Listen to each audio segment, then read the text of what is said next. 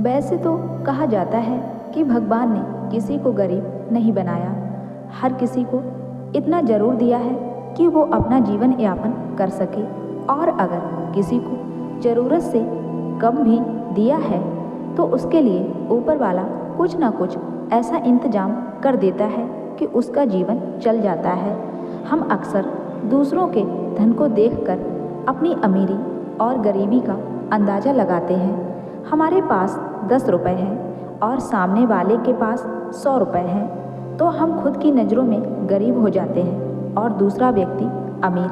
हम ये नहीं सोचते कि 100 कमाने वाला मेहनत कितनी कर रहा है, उसकी ज़रूरतें कैसी हैं। हम बस दूसरे के धन को देखते हैं और अपनी राय बना लेते हैं। आज की इस गौतम बुद्ध की प्रेरणादायक कहानी के जरिए आप जानेंगे कि भगवान बुद्ध के अनुसार एक अमीर और धनवान व्यक्ति कौन होता है।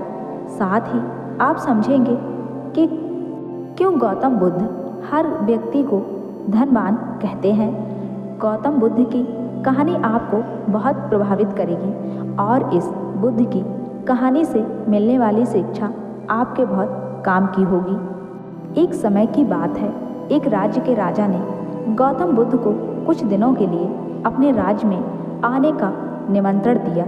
उस राजा के निमंत्रण को बुद्ध ने स्वीकार किया और वो अपने कुछ शिष्यों के साथ उस राज्य में चले गए। बुद्ध से मिलकर उस राजा ने उनसे प्रार्थना करी कि वो कुछ दिन वहाँ रुककर उसके राज्य के लोगों की समस्याओं का समाधान करें और साथ ही उन्हें धार्मिक मार्ग पर चलने की शिक्षा दें। बुद्ध ने राजा की बात मान ली और 3 दिन के लिए उन्होंने इस राज्य में धर्म सभा करने का फैसला किया। गौतम बुद्ध की आने की खबर पूरे राज्य में फैल गई और धर्म सभा के पहले ही दिन बहुत से लोग आए। उसी राज्य के चौराहे में एक भिखारी बैठा रहता था।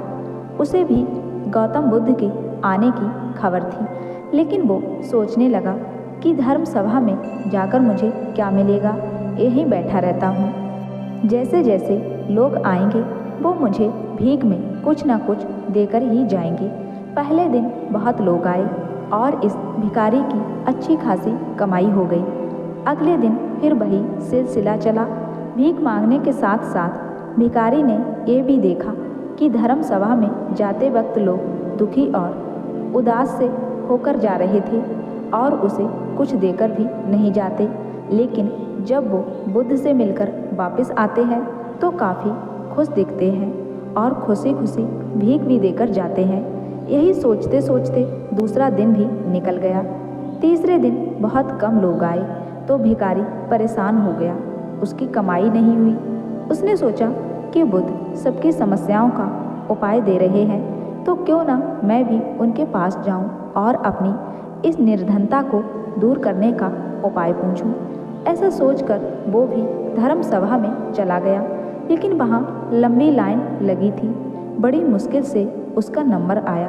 बुद्ध के पास पहुंचकर उसने प्रणाम किया और बोला, भगवान, इस गांव में सभी लोग खुश हैं और सभी धन सुविधा से संपन्न हैं, फिर मैं ही निर्धन क्यों हूँ। उस भिखारी को देखकर भगवान बुद्ध बोले, तुम निर्धन इसलिए हो क्योंकि तुम हमेशा दूसरों से मांगते रहते हो लेकिन कभी किसी को कुछ देते नहीं। तुम सोचते हो कि लोग तुम्हें भीख में बहुत पैसे दें लेकिन बदले में तुम किसी को कुछ देना नहीं चाहते। ऐसा सुनकर वो भिखारी बड़ी हैरानी से बोला, भगवान, मैं क्या लोगों को कुछ दूंगा, मेरा तो खुद का गुजारा भीख मांगकर चलता है, मेरे पास देने को है ही क्या। बुद्ध कुछ देर के लिए मौन हो गए और थोड़ी देर बाद रुकने के बाद बोले, तुम बहुत मूर्ख हो।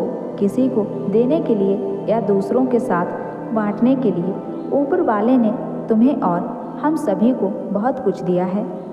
मुस्कुराहट दी है जिसे तुम दूसरों के साथ बांटकर उनमें आशा और उम्मीद जगा सकते हो। आवाज़ दी है जिससे तुम मीठे शब्द बोलकर लोगों की तारीफ कर सकते हो।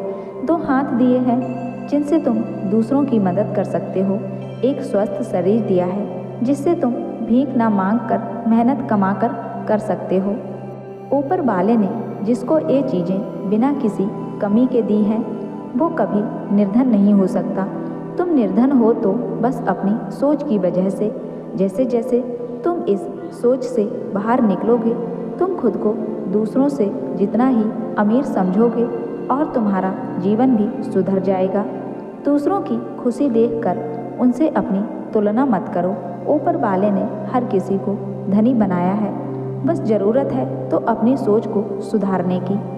भगवान बुद्ध की बातें सुनकर उस व्यक्ति को अपने जीवन का मूल्य समझ आ गया और वो उनके दिए हुए उपदेश के अनुसार अपना जीवन जीने लगा।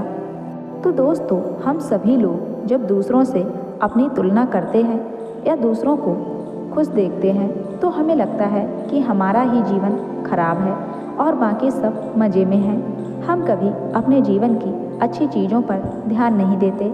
हम कभी ये नहीं सोचते कि भगवान ने हमें एक स्वस्थ शरीर दिया है जो कि सबसे मूल्यवान चीज़ है।